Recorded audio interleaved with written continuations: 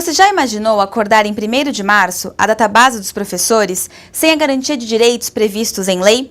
Uma decisão do Supremo Tribunal Federal cassou a ultratividade dos acordos coletivos de trabalho.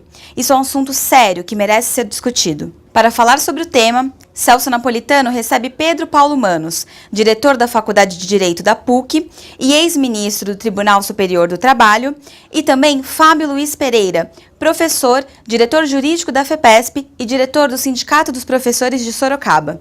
Pode entrar, a sala é sua. Olá, esse é mais um Sala de Professores, que é o programa da FEPESP. Agradeço a participação de vocês e a atenção de vocês. Hoje, recebendo uma ilustre figura, que é o Dr. Pedro Paulo Manos. O Dr. Manos é diretor da Faculdade de Direito da PUC, São Paulo.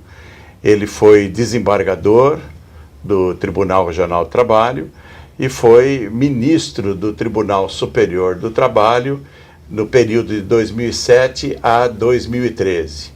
Mestre, doutor em Direito do Trabalho, livre docente, professor titular.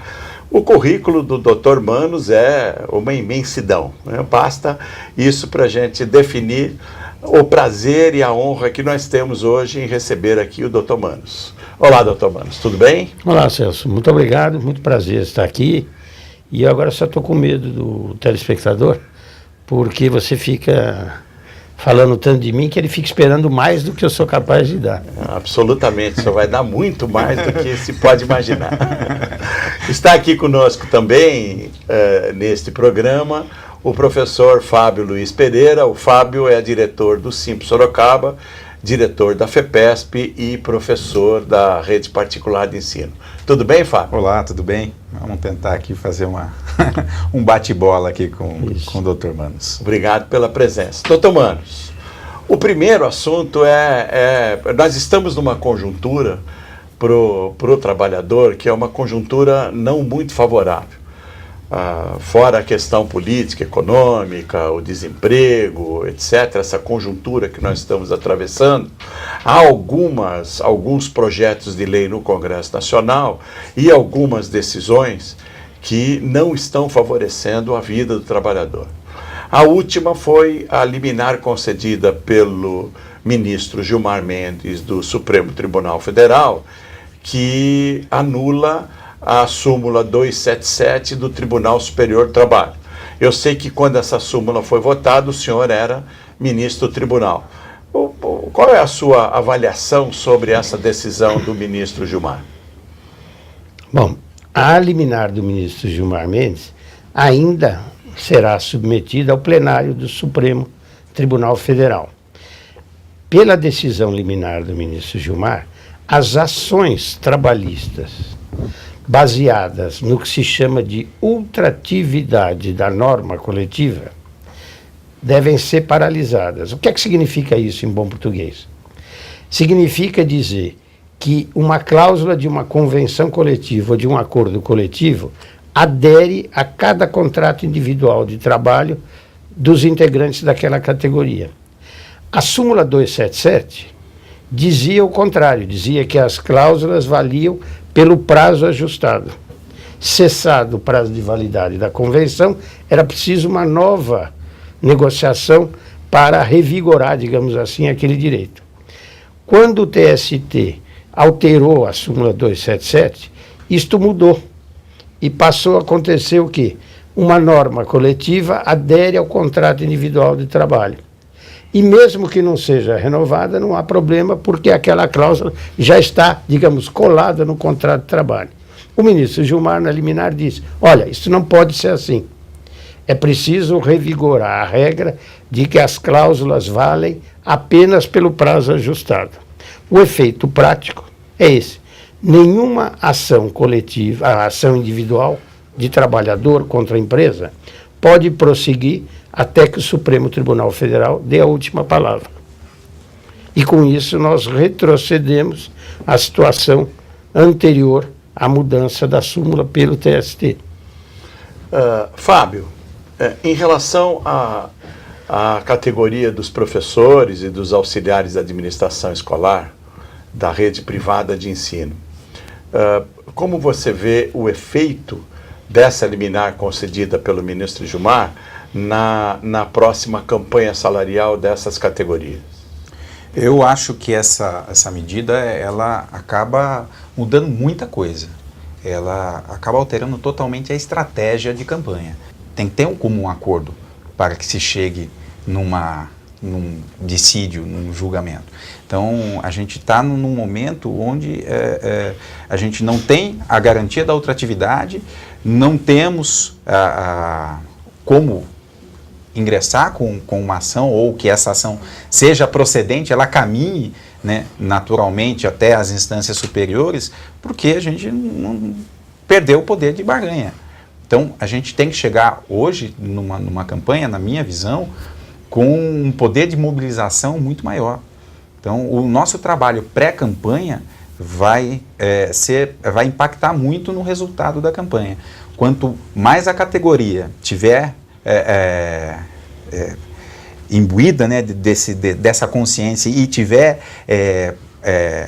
essa noção da pressão que ela pode fazer, melhor.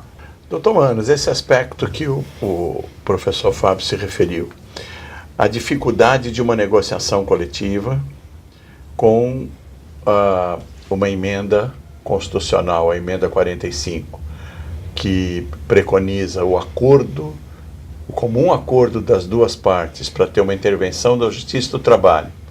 E agora, o final da vigência das cláusulas de uma convenção coletiva no momento do encerramento da database, o que provoca na negociação coletiva? Provoca de imediato uma fragilização da posição dos trabalhadores. Porque até então, com a redação da súmula 277, nova pelo TST, se o empregador não concordasse com o dissídio coletivo, prevaleceriam as cláusulas até então ajustadas. Então o empregador tinha interesse em discutir para, no processo de negociação ou até de julgamento, negociar, em bom português, uma cláusula com outra. Agora não. Agora cessa tudo. Então a fragilização é dos trabalhadores mesmo.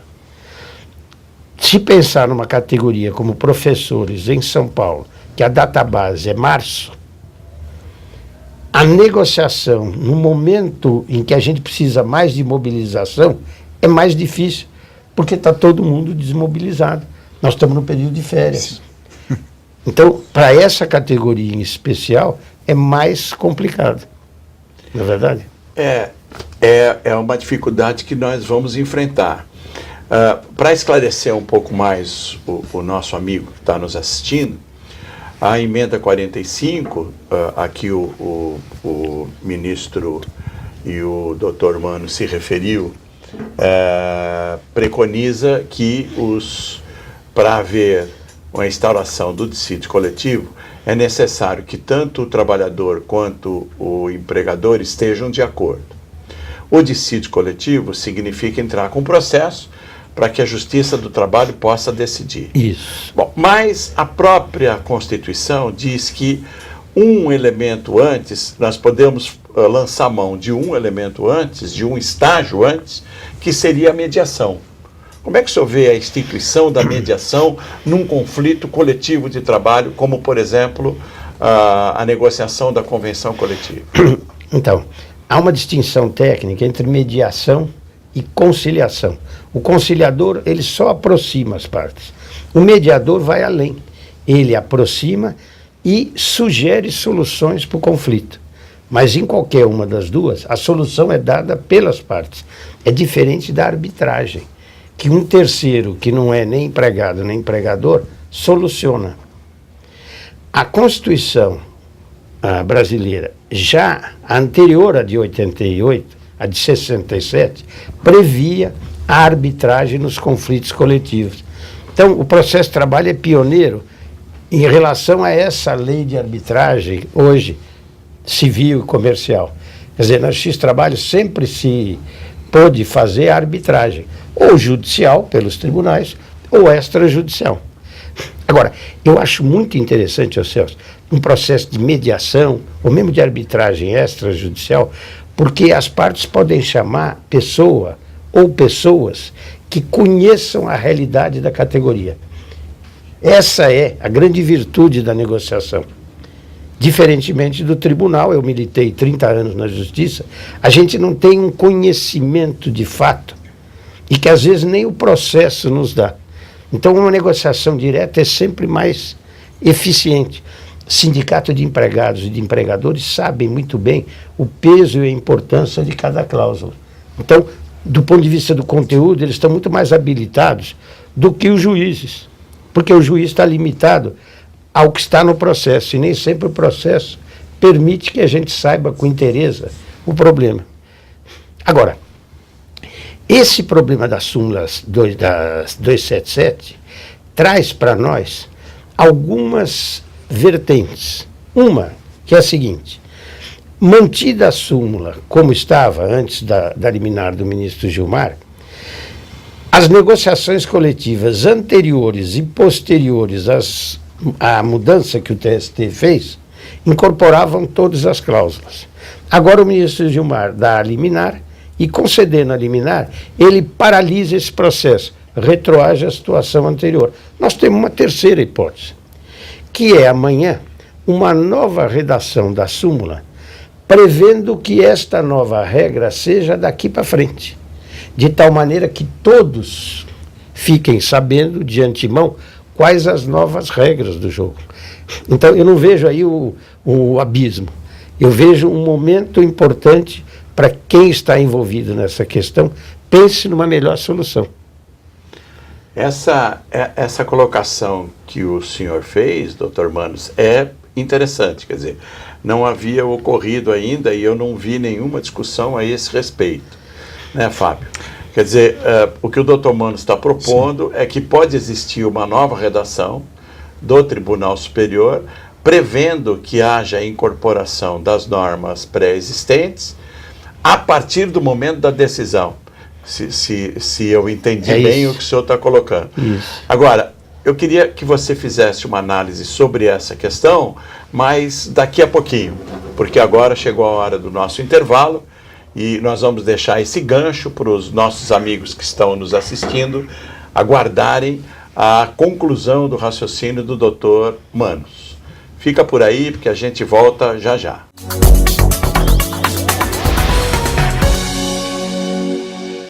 Imagine acordar em 1º de março sem direito a hora atividade, plano de saúde e recesso? É isso que vai acontecer pela nova liminar do Supremo Tribunal Federal, que extingue uma decisão do Tribunal Superior do Trabalho de manutenção de cláusulas sociais da Convenção Coletiva após a data base. Os sindicatos que integram a Federação dos Professores do Estado de São Paulo se reuniram nesta semana para discutir a chamada ultratividade e também traçar estratégias para a campanha salarial 2017. Já não temos mais a garantia de renovação automática das cláusulas dos acordos e convenções coletivas anteriores.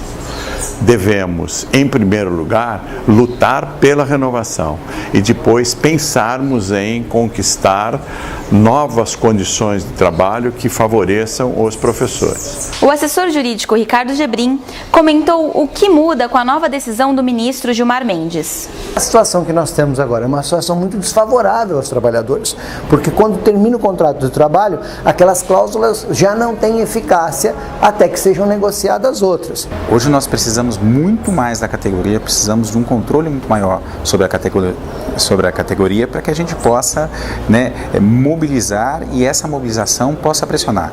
Professor sindicalizado, renove o seu cadastro com o sindicato, atualize o seu cadastro. E se você, professor ou professora, não é sindicalizado, é a hora de se sindicalizar, é a hora de fortalecer a luta no sindicato, é a hora de fortalecer e garantir as conquistas dos últimos 15 anos. Ou nós garantimos as conquistas agora, ou teremos o risco de perder o que há muito conquistamos com muita luta. Sindicalize-se, atualize o seu cadastro. Fique atento.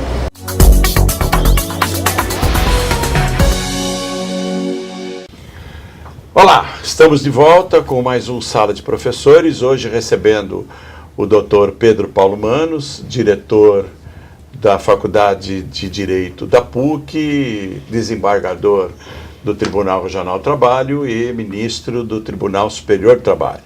E o professor Fábio Pereira, que é diretor do Simples Sorocaba, diretor da FEPESP e professor da rede privada de ensino. No último bloco, o Dr. Manos estava discorrendo sobre uma possibilidade de uma modificação na emenda 277 que permita o favorecimento dos trabalhadores numa negociação coletiva. E aí eu pedi então para o Fábio fazer uma análise sobre essa questão, sobre essa ideia que o Dr. Manos estava colocando.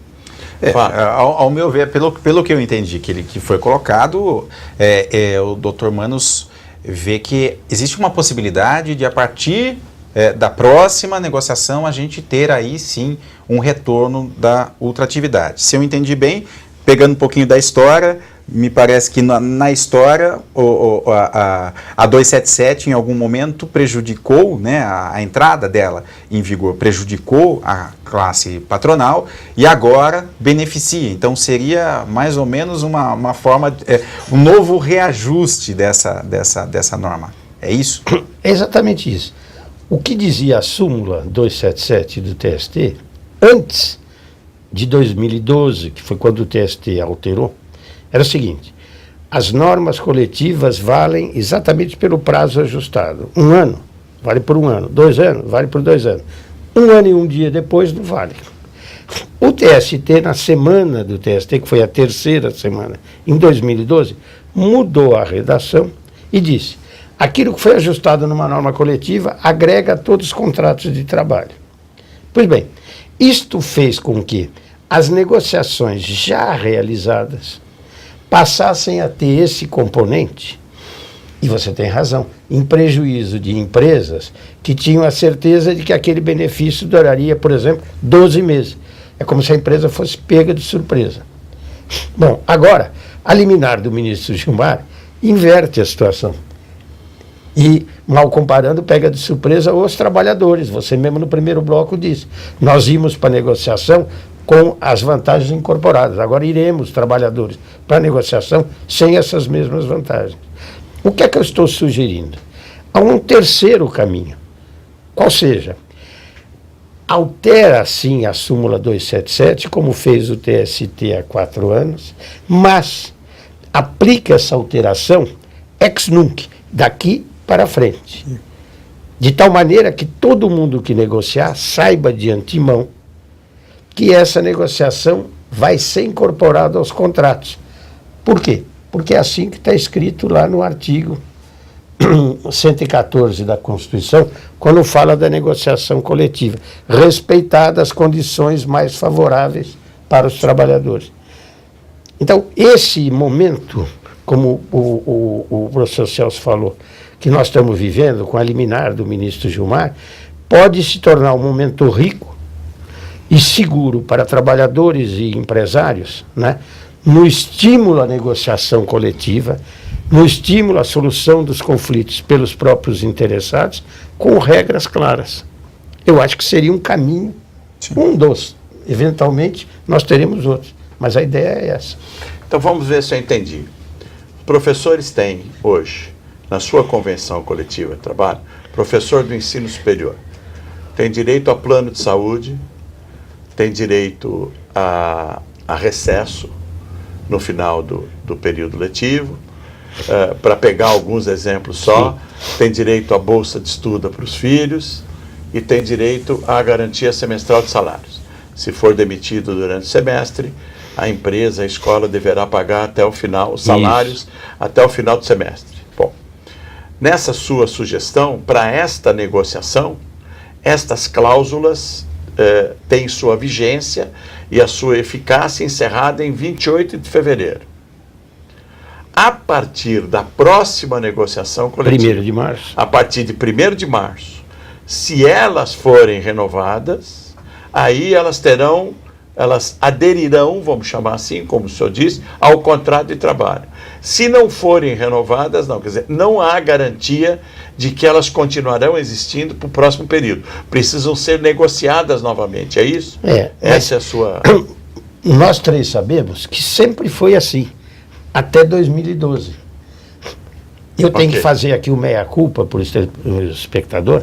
Eu tenho 2 filhas que estudaram de graça na PUC, porque eu sou professor da PUC, graças à bolsa de estudo do dissídio. Da convenção coletiva. Da convenção. E terminava uma convenção dia 28 de fevereiro, dia 1º de março, a que sucedia, trazia o benefício. Se não trouxesse, eu tinha que pagar a mensalidade. Bom, o que aconteceu é que a liminar do ministro Gilmar fez a negociação coletiva voltar a esse tempo, de 2012. O que eu estou dizendo é o seguinte, eu acho que essa não é a melhor solução. Para equilibrar realmente as forças entre empregados e empregadores, as cláusulas deviam aderir. Mas para isso era preciso que quem está celebrando a convenção saiba de antemão que aquilo que está sendo negociado vai agregar ao contrato. Por isso que eu digo, efeitos daqui para frente. Porque quando o TST mudou, aplicou para situações já consolidadas. E foi isto que motivou esse movimento que nós estamos vendo. Esta ação que ensejou o ministro Gilmar a conceder a liminar. Só que nós estamos vivendo uma outra conjuntura, ministro. Com certeza. Se me permite. Uma conjuntura econômica desfavorável e no momento em que pode não existir a negociação coletiva. Quer dizer, pode ser que as empresas se recusem a negociar com os sindicatos dos trabalhadores e, a partir do momento de encerramento da vigência da norma coletiva, todas as vantagens superiores ao que está previsto na consolidação das leis do trabalho se encerram. Não há como fazer com que essas empresas negociem com os empregados. Como poderia, na sua opinião, estabelecer de uma maneira em que houvesse a possibilidade de uma mediação fora da Justiça do Trabalho? Bom, teoricamente sempre pode. Agora, esta mediação é mais ou menos factível na medida em que o poder de pressão dos trabalhadores é maior. Agora, recentemente o TST proferiu uma decisão sobre dissídio coletivo que me agradou muito. Quando a tal emenda 45 de 2004 disse que o dissídio coletivo, que é o resultado de uma negociação que não deu certo, é o processo judicial, precisa do comum acordo do empregador, à primeira vista o tribunal estava entendendo que para ingressar com o dissídio precisava do comum acordo. O TST decidiu recentemente que não. O sindicato de empregados ou de empregadores pode entrar com o dissídio. E o comum acordo vai ser obtido no momento em que o processo já existe, na audiência de conciliação. E o tribunal pode evoluir. Eu não posso simplesmente dizer, eu não vou negociar porque sim ou porque não. Eu preciso ter uma motivação para negociar. Para não negociar, seja de natureza salarial, de cláusulas sociais, e o tribunal, eu tenho a impressão, vai ter o discernimento de perceber que este ato do empregador, eu não concordo com o dissídio, é imotivado. E aí vai suprir. Então isso pode ser obtido numa audiência de conciliação. Eu acho. Eu mesmo, em audiência de conciliação, me perguntava, quando eu fui desembargador vice-presidente aqui, mas por que é que vocês não concordam com o dissídio? Eu acho, inclusive, que a circunstância de nós estarmos vivendo um momento econômico delicado no país, né, isto milita contra os próprios trabalhadores.